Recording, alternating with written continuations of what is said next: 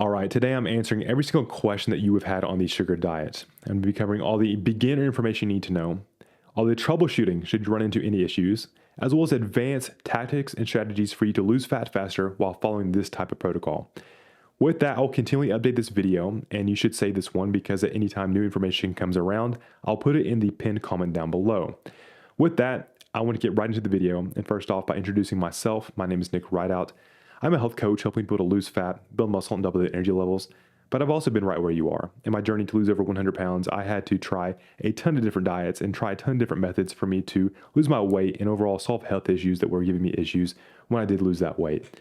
A big healing tool for me was sugar, and it allowed me to get my health back. And I do want to say that sugar's wonderful, but I am not the sugar diet guy, all right? So I first off want to give you my perspective of everything to clarify where I'm coming from and sort of define my idea so you understand what I'm trying to do and the goal for you when I'm giving you these answers. So my perspective is sustainable and effective fat loss.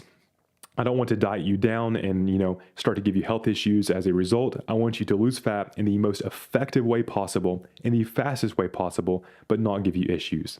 And that's the big thing. And ultimately, my perspective with that is that you need to have high energy within the body, okay? That's my big idea with all of this. And this diet is going to be very particular on who you ask, if it's very supportive of energy, or if it's going to be one that is, going to be one that's like a crash diet or another fad, okay? So with that, I want to go through this now that you understand that where I'll be coming from and get into all these questions. I got a whole list here for everything, and this will be a big one. So grab a drink. I've got some orange juice and let's get to town. All right. All right. So getting into it, do you need to track calories on this diet? And do they matter if you're increasing the metabolism like this diet does? So with this diet, during this window, yes, calories matter, but they don't at the same time. And I'll get into some of the intricacies of this here in a minute. But during this window, right, you have the sugar fasting window. Let's say you're doing fruit till noon. Eat as much as you want. Enjoy all the sugar, okay? Enjoy all the fruit juice, honey, and go to town on it. Your body's going to be a very self-regulating organism when it comes to having whole foods.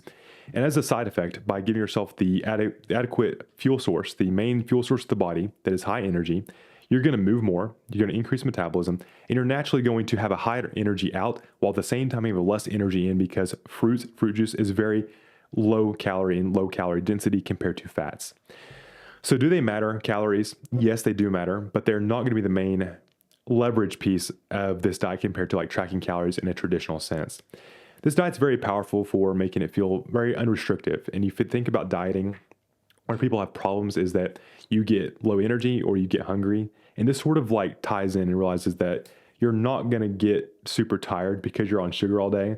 And even hunger starts to change as you give your body the right signals with the high energy foods because you're giving body the actual energy, the absolute substance of life when it comes to getting it from fruit compared to, stuff that's sort of low energy. So with that, calories do matter. And what I would recommend is that you do a calibration of calories at the beginning. So find your energy balance and get a rough amount of food, a good idea of how much you need to eat per day to maintain your body weight. See what that is.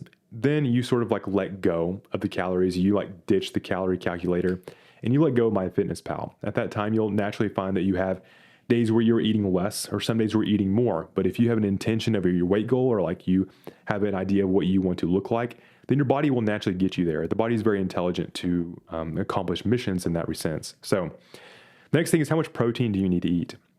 And my how to do the sugar diet video, I recommended 0.8 grams per pound of body weight to 1 gram per pound of body weight. That's higher than most recommendations on this diet. And I'll give you my reasoning. Is that protein is still going to be very satiating. It's also going to help to maintain the lean body mass. But for somebody who just needs weight loss, like you need to lose weight as fast as possible, if you restrict protein on this diet, you're going to see a little bit faster progress, okay? But that's at the risk that you will lose a lean body mass and that you could potentially be hungrier and not have the body composition outcome that you truly want. So if you're going to do a lower protein, I would say around 0.4 grams per pound of body weight is about as minimum as you want to go. But you still want to make sure that you have a lot of carbohydrate and you need to be training hard, okay? If you do those two things, you should be able to maintain enough lean body mass, but know that if you dip into a low protein environment, that you will start to see some type of lean mass start to be taken away, okay? But do keep carbohydrates high and keep protein high, and I'll touch more on fats in a minute. So is this a good plan if I have 50 plus pounds to lose? yes, any plan, if you have that much weight to lose, is going to be a good plan. And I will say that if you have a lot of weight to lose, this is actually ideal for you to have sugar in your diet. And here's why. When they were doing a study on the contestants of the Biggest Loser, the people who were 500-600 pounds, and they dieted them down through exercise, calorie restriction, and drugs, they ended up losing all this weight, but 90% of them ended up gaining the weight back. And why is that? Well, they had a reduction in the metabolic rate, their reduction in their T3 thyroid hormone, and they ended up overeating and ended up overshooting all that weight loss that they had when it came to doing this protocol. So any method that is a stress-driven inducing method when it comes to weight loss is at a high risk of rebound weight gain whenever you do come to do it. So having sucrose and sugar allows you to maintain the metabolic rate in the diet and allows you to maintain the thyroid hormone when you do get down to the body weight that you do want. All right. So yeah, it's a good plan, but ultimately I just think that you should eat whole foods and don't really worry about this very specific detailed thing. Just eat real food and your body is going to get you there. That's the best plan that you could have if you are overweight. That does mean having whole foods from fruits to maintain the metabolic rate. So what about people who are already lean? Let's just say that you are around 15% body fat and you would get down to that 10% body fat range. Yes, this is a very effective strategy for that. And what happens when you are very lean? So like, let's say when you get 10% or below, your body, you're going to suffer you're going to get tired. You're going to get angry. Hormones are started to get down regulated and you will be stressed out. But having more sugar in this, period where you feel unrestricted is going to go a long way towards sustainability in order to get to that very fine detailed look in the diet plan. But you will have to be more dialed in on calories. You're still going to have to track pretty hard if you're trying to get that lean. And there's really no way around it. But I do think that if you're trying to be a bodybuilder and you're trying to get extra shredded on the beach this summer, could be a very effective strategy to maintain hormonal balance when it comes towards getting that lean. But ultimately, it's still going to be a struggle no matter what. So how much fat do I need to eat on this diet? Is under 30 grams a day safe to eat? So with fat intake, I recommended a higher fat intake compared to most of the protocols when it came to the sugar diet. I'll give my reasoning. So with a higher fat intake and specifically coming from a saturated fats, as you begin to lose weight and you start to, burn off, people who have a lot of body fat to lose are typically having a lot of PUFA storage in their fat cells. Those saturated fats help to maintain the metabolic rate when those become oxidized, okay? There's really no way around it. If you do crush to 20, 30 grams of fat, your body's going to pull fat from somewhere and will pull from your body. But that's just sort of like a thing that I noticed in big people, that they just have a little bit better health benefits. And that's the thing. If I gave somebody a diet plan, I never want to lead them wrong. And I don't want them to just copy and paste what I do. That's what people do on YouTube. They copy and paste. I didn't want to give a plan that was very extreme and, come back to me and be like, hey, this doesn't work, or I gave up. So fat intake, I think 20-25% is ideal if you're doing this. And, keep fat relatively low, all from saturated fats during this time. Under 30 grams is safe for a short period of time. So if you're doing this for 2-3 weeks at a time, maybe 1-2 months, you're going to see some very rapid progress from 30 grams of fat and get under that goal. But you're going to notice that you start to have some counterbalances in the body when you go that low in fat. So you can't really do an extreme measure or an extreme restriction of any of the macronutrients and not expect an extreme rebound in your body in some way. All right. The body wants to be in balance. So you can do it, but just realize that you're going to run into issues and you need to have a fat refeed about once a week or every, 10 days or so to have a high fat day and sort of reset the fat in your body. And that really comes from, an example of people do a carbohydrate refeed. So there's a cyclic keto diet, which is, you're eating keto for 4 to 5 days, then you have a high carb day, fill up glycogen and go through and do the same thing. Well, there's also the reverse thing with fats. So if you're having a lot of sugars, a lot of carbohydrates, and you have very low fat, well, you can have a high fat refeed day and you start to refill that storage and give your body all the hormonal signaling, all the fat soluble vitamins for you to be secure. So that's a long answer for it, but yeah, I think balanced approach is best, around 20-25%. And if you need to go low fat for a specific time to, restore metabolism, go for it. But you will start to run into cravings about 2 to 3 weeks in. So do I hate the keto or carnivore diet? I don't hate them by any means, but I do think sugars are necessary for the body when it comes towards weight loss and sustainable weight loss. If you are somebody who is dealing with some type of health condition, autoimmune conditions, gut issues, those diets are extremely effective and honestly probably required for you to understand where you are at. But when it comes towards weight loss and sustainability for the individual, I'm looking at the big picture of them. And with adequate sugars in the body, specifically from fruits, you provide the life force energy in a person that allows them to maintain their body weight and, upregulate hormones and metabolism that keto and carnivore really can't compete with. So do I hate them? No. There's no reason to be dogmatic about any approach because there's many pathways to get to the same destination. But I'm not a fan of them just from my own experience of having to work with people and, help them heal from these diets, as they do tend to cause a lot of damage. And that's just the truth. So how long to do the sugar diet? I say max 2 to 3 months at a time with, a cyclic strategy. You want to be cycling this type of thing. And I would recommend, every week you do about 3 to 4 days of a sugar fast. And you can extend this as like a fruit till noon approach, or go until afternoon or even till dinner time and then introduce your protein and fats. But cycle that, right? So during the week, sugar fast for 3 to 4 days, and then eat normal for the other 3 to 4 days, and eat like a good whole foods diet, eat breakfast, a lot of good benefits there.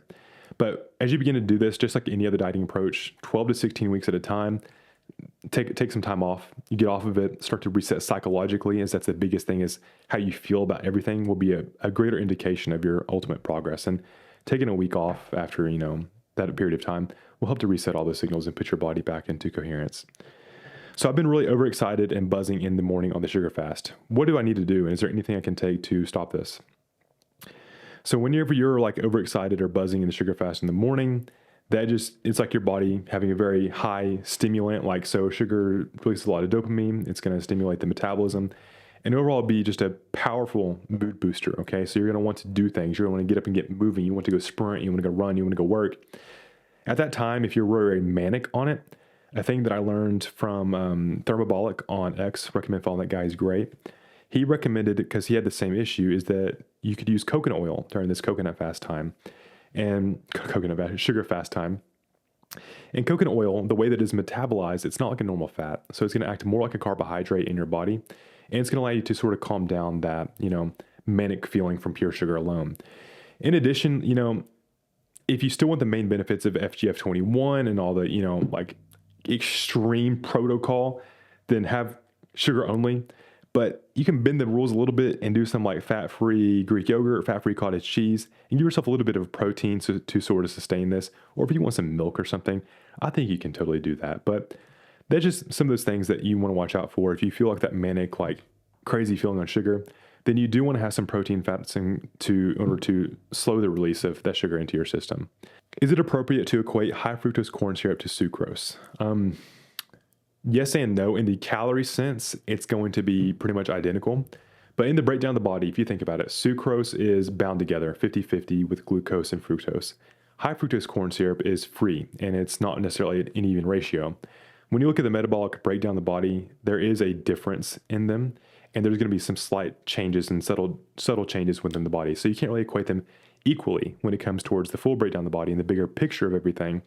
But when it comes towards, if you're looking at calories alone, they're pretty much identical. But I personally don't do any high fructose corn syrup. I refuse to put that in my body, just to let you know. All right. Next, I've been doing this for a week and not losing weight. What do I do? You want to calibrate where your calories are at. Make sure that you're eating an appropriate amount first. Second, there can be some type of healing thing. If you've been on this low carb approach or you've been a dieter for a long time, your body might hold on to the carbohydrates and stuff for a little bit, okay? That's something I've noticed in people. The last thing that you want to do if you're not losing weight, make sure that you're not just sitting all day eating sugar, because it's very easy to just pound if you're eating candy or something and sit there and just do nothing. I recommend using this energy in some way in order for you to feel better about it. But the main thing, if you're not losing weight, right, on this protocol, is going to be checking how much you're eating as a whole. All right, it's going to be the main thing. Otherwise, if you get another week and you start to reduce the food even more and you're not losing any weight, then sugar may not agree with you, because it does not agree with everyone. Not everyone is meant to do a sugar diet. It's a very unique individual thing. You need to get to the root cause of your issues. So if you're not losing any weight past that 2-week mark, you can I would go down below and start coaching. I'm having more salt cravings. How do I need to adjust to that? So if you're having more salt cravings, I think the salt cravings come from, I've noticed it myself, if I have like a ton of sugars and stuff, that I tend to want more salt.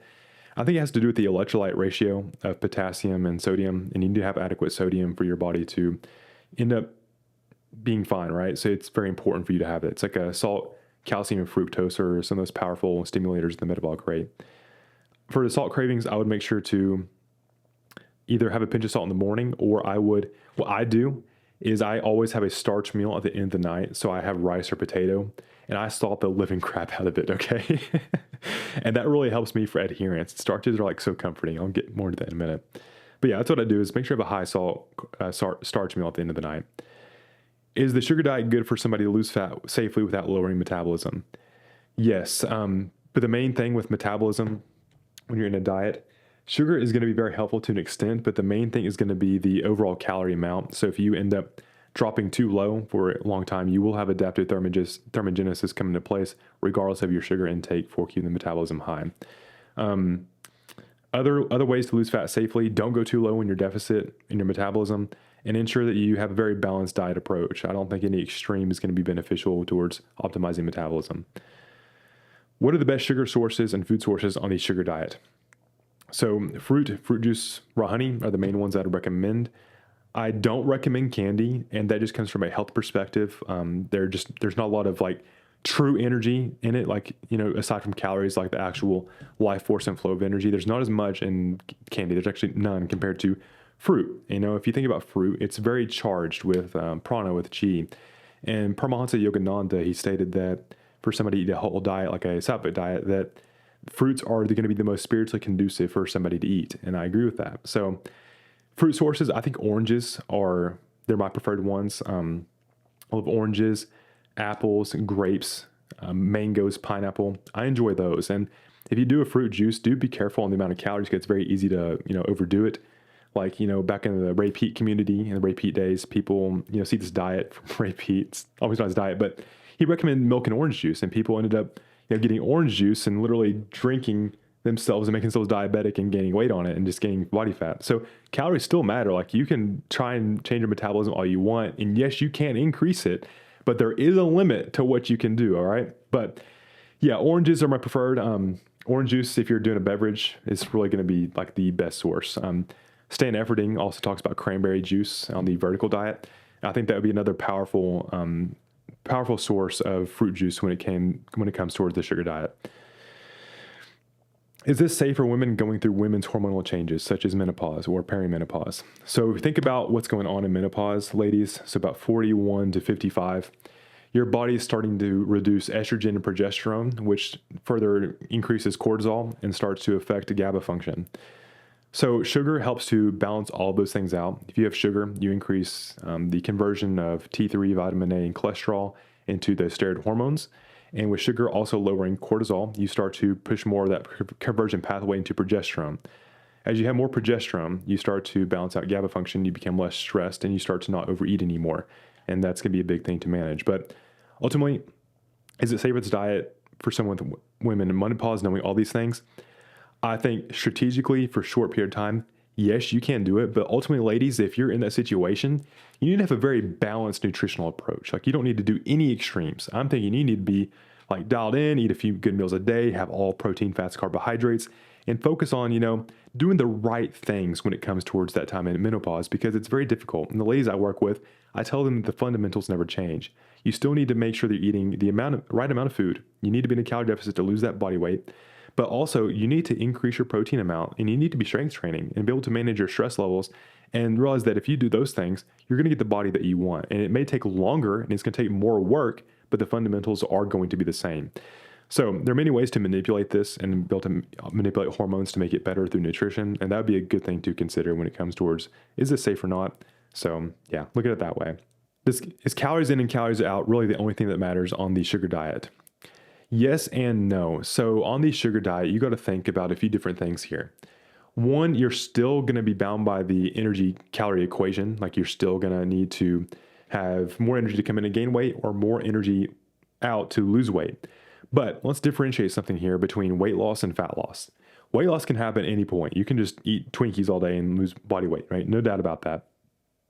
But when you come into the fine details and start to achieve fat loss, rather than just weight loss, you start to play a bigger picture of the idea of the body and the biochemistry of it.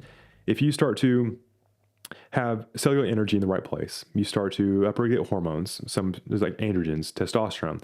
You start to improve thyroid function. You start to improve insulin sensitivity. You start to change all these things, and you start to give your body the right foods that are whole foods that are charged with actual life force energy. You can start to lose fat in sort of a different environment. And you got to think about that, right? If you're giving somebody fruit who is now excited, they have sugar, they're like loving their life, they're moving more without even trying, right? So there's many different ways to skin the cat of the calories in, calories out equation. But I prefer the way that is looking at the individual as a whole rather than just saying, here's 2,500 calories, let's cut it to 2,000 and lose body weight. It's always going to work that way, but at the risk of long-term implications in your health. And that's something that I experienced myself when I went through a lot of deficits and cuts and bulks and everything. So candy, yes or no? No. Will you become insulin resistant? So insulin resistance, if you are metabolically compromised and you're eating excess amount of sugars and next amount of carbohydrates above your calorie equation, you're going to give yourself some issues, okay? For insulin resistance, I think that you need to adopt a whole foods diet. You need to eat a very balanced one and lose fat as the main thing. If the sugar diet helps you to lose body fat, then go for it and start to lose weight, all right? And that'll help you. But sugar itself is not the primary cause of that insulin resistance. It's going to be something more at the mitochondrial energetic level compared towards like just sugar alone. Like you got to think about this for a second. If sugar makes you insulin resistant, why can somebody drink juice all their life? Why can somebody eat carbohydrates all their life and never have one sign of insulin resistance? Not one peak. Why do they actually have better insulin sensitivity if they're eating carbohydrates? So that argument that sugar causes insulin resistance or diabetes, it just can't make sense, right? Like start to critically think about that and like question the notion that people have had for a long time that that's what caused the issue, because it's not, all right? So what are some ways to make the sugar diet better and easier and more effective? I'd recommend watching my how to do the sugar diet video. And that's something that I did from a very balanced approach. So like if I take somebody who just comes in, wants to know the sugar diet, they want all this stuff, I want to teach them what it is and give them like a very balanced model that they can sort of like change and, mold to their own unique situation. So to make it more easier and effective, I would have a lot of oranges in that fruit fast. I would include some type of starch meal every single day. And I think when you have a lot of sugars, your body's going to want to demand starch for whatever reason. It's just like some type of craving that I always have. And make sure you salt the living hell out of that. All right. Keep protein high. That's another thing for sustainability, lean body mass and satiation. And those would be the main things. I think that's a very effective diet. Just stick away, and I wouldn't go like hard on the candy unless you like really just need the energy for it and like you want to do that, like just love candy. But I prefer a very whole foods approach instead of that. I felt great for the first few weeks, but now I am fatigued and not losing weight anymore. What do I need to do next? That's something that I ran into when I followed this protocol, the fruit till noon. Last year, I had like rapid weight loss. I'd be losing 2 to 3 pounds a week. It felt great. I was like loving life. I was enjoying it. And like, let's think about this for a second, that if you put yourself into a low calorie environment, which you can do from this, your body, regardless of the amount of sugar that's coming in, it's still going to increase cortisol to make up for that, the energy deficit for you to just, live and survive throughout the day. That can cause some weight stalls and cause some plateaus. But in that environment, I would first check your calories and make sure that they are high enough. Increase carbohydrates if you need to. And with the losing weight aspect, give it another week before you make any adjustments, and then go from there and start to see where you're at. But I wouldn't make any adjustments because weight loss is it's not linear. It's going to be very up and down all the time. As long as you're like trending, that's more important than like that week to week fluctuation. So I'm struggling to eat enough protein. I just don't want it anymore. Is it important for me to force myself down to hit my protein target? So the question is, it's pretty much, should you force down your protein in order to hit the macronutrient goal? I wouldn't worry about that. I wouldn't worry about hitting the targets. I would trust more on your body to get you there. And as long as you're eating whole foods, you'll like naturally hit it. And you got to think like that protein, if you're having the carbohydrates, you're going to be fine. As long as you're like still lifting and training hard and having enough sugar, you'll be fine. But think about it this way too. if you're not tracking and you're like letting your body just like trust itself and you're like actually understanding what's going on, then some days you're going to be eating less. And that's just as a whole. Like some days I'm not eating my normal 4,000 calories. I'm eating like, 2,500, 2,000, or some days I'm literally eating 6,000 calories a day because I'm just like extra hungry that day. But from where you can like have a intention, like let's say that like you want your body weight to be this, and like you are obsessed with getting there, like you have like the visualization of where it's going to be, the intelligence of the body will make you hit that goal. And your body, when you let go of the reins and you just like get off that calorie equation and you start to like just have the right inputs and you start to like do the work, you're going to hit that goal regardless. So there's a long about a way to say like, I wouldn't force yourself to do anything. I would just trust that like, hey, I'll get there regardless. And, I'm going to like tell myself, I'm not going to lose any muscle mass, right? You can sort of like believe yourself into it, placebo yourself into it. So is this diet sustainable? Can I do it for a long time? I don't think it's in the true sugar diet sense. I don't think that it is very sustainable. If you think about it from a fruit till noon approach, very sustainable. You can do that a few times a week, and it's very, very. I see nothing wrong with it, right? So you can do it for a long time. I think you can cycle this at any point that you need to like lose body fat very quickly, or if you need to, change things up, break a plateau. Then yeah, introduce it. It's another tool in the whole toolbox of everything you need to do in order to achieve healthy body composition and good energy levels. How do you transition to eating sugar after fasting and keto for a long time? Very slowly, and take your time with it. So if you've had like 0 under 50 grams of carbohydrates for a long time, your body's used to running on a different metabolism. It's on a different pathway. If you like come in the next day and eat 500 grams of carbohydrates, you can handle it, but it's not going to be very fun. You're going to have some like, what the hell is going on type of mentality with it. So I would recommend a very slow and steady approach of reintroducing carbohydrates. So start, if you're at 0, go to 50, 50, go to 100, 100, 150, 200, and just keep going up and just sort of give yourself biofeedback. Like, am I feeling better? Is sleep quality better? Do I feel warmer? Do I feel happier? Am I in a better mood?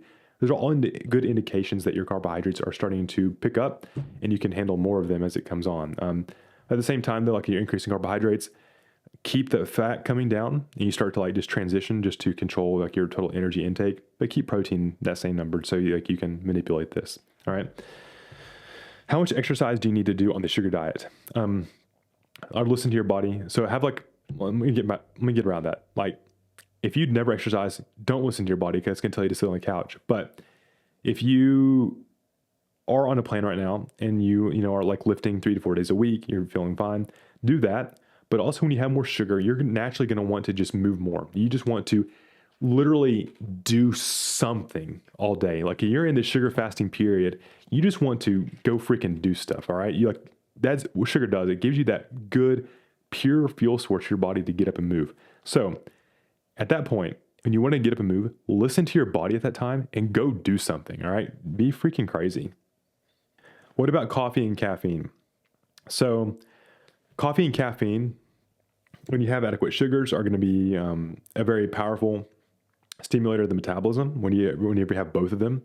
So you're going to be very amped up if you're having a lot of sugar and caffeine at the same time. I myself have to lower my caffeine intake if I am on a high sugar diet, oddly.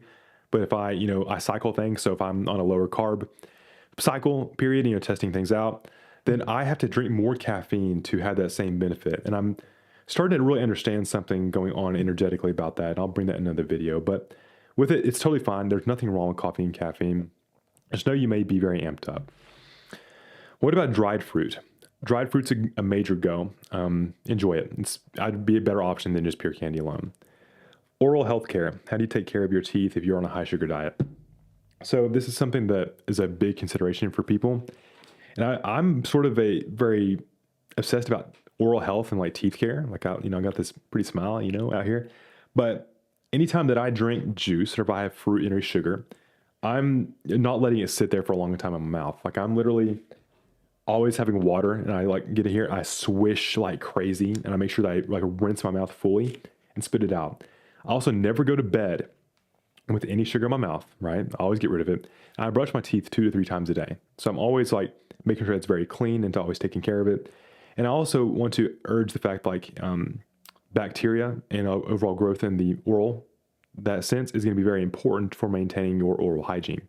So I've always been on a high sugar diet, even as a kid, even now, like, I'm having more sugars, but I've never had a cavity. And that really comes down to, I think, the health of the individual. So yeah, take the good practices, you brush your teeth, rinse your mouth, and you should have okay oral health care. But again, I'm not a dentist or anything, so you may want to check with them when it comes to those practices. I'm a fat loss coach. I do health. So how do I do the sugar diet while working a second or third shift job?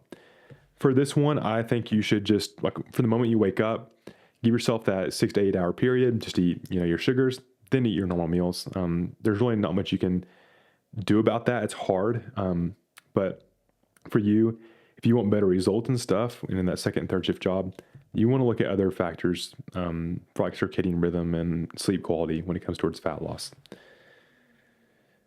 Thoughts on adding sucrose to water for extra energy or calories while sugar fasting? Yeah, sugar water is very powerful. Back in my athletic days, guys we would actually have like water and just put pure sugar in it, and like it's like rocket fuel. So yeah, like if you want to do that, go for it. If you got the calories, absolutely make it happen. How is strength on this diet? I compete in powerlifting. So for me, I've noticed fine strength on this diet. I actually like continue to get stronger every single week, and I only train twice a week anymore. So each week I go in, I just get stronger. But anyway, high sugar diet with this, the pumps on it are unbelievable. Like I walk in, I sneeze, and I catch a pump. Like it literally feels like I'm skin tearing. And I don't take pre-workout or anything anymore. So it's like this orange juice right here, if I take this as a pre-workout, is like just as effective as like a normal pre-workout that I would ever take. So yeah, strength is totally fine. I think that you'll be fine on this in powerlifting. And I've always noticed too, like back in my powerlifting days, that if I had a higher carb approach and, I was really pushing carbs to a higher level, that I was always stronger compared to if I was just like trying to push fat and like manage carbohydrates. So that's something to look at. Like, I think that, if you are powerlifting, carbs are your preferred fuel source when it comes to doing all of that. Okay, so some unique situations here. I'm a female, 45 years old, 164 pounds. Weight loss calories are about 1,900. I lift 3 times a week and walk 10,000 steps a day. 120 protein, 50 grams of fat, carbs the rest of the calories. If I start this diet, would I need to track or count my calories during the sugar fasting period? I would say I would just calibrate them in the beginning, like understand like here's about 500 grams of carbohydrates. Let me eat there and start to experiment with it. Like if I eat 500 grams or 500 calories of carbohydrates from sugars a day, what happens? What happens if I eat more? Like what happens if I, try to experiment and see like what could happen here? If I ate 1,000 calories of carbohydrates, would I move a lot more? Would I feel better? Would I sleep better? Would my hormones be in a better place? That could be something that could get you over the hump. So sometimes losing fat in a situation right here, it could be, you're in that stall. It's not just about calories. There's also many ways to manipulate that. So yeah, I would start it and like sort of like listen to your body and sort of like understand, like if you don't count them, what if I just ate more? Or what if I ate less? Like you don't know how your body's going to respond.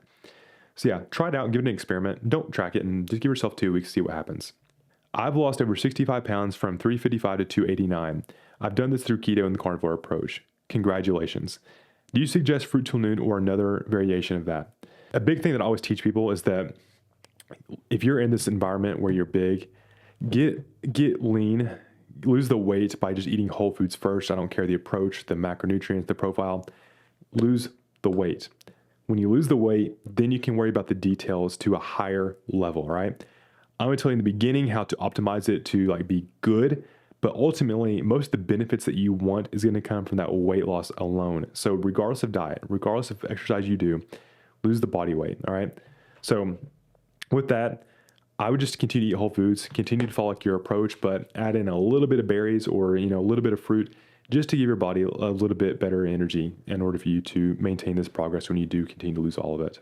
With that, that's all the questions and situations that you guys have asked for me. So I hope this is valuable with everything. This will probably be the last video I make on the sugar diet. I'll continue to update this one because I'm not the sugar diet guy. I do other things and I like a more balanced, holistic approach with things when it comes toward just like sugar fast, right? But I do want you to be adequately prepared, as I think experimentation is the ultimate thing you can do in order for you to uncover what is going to give you long-term lasting results.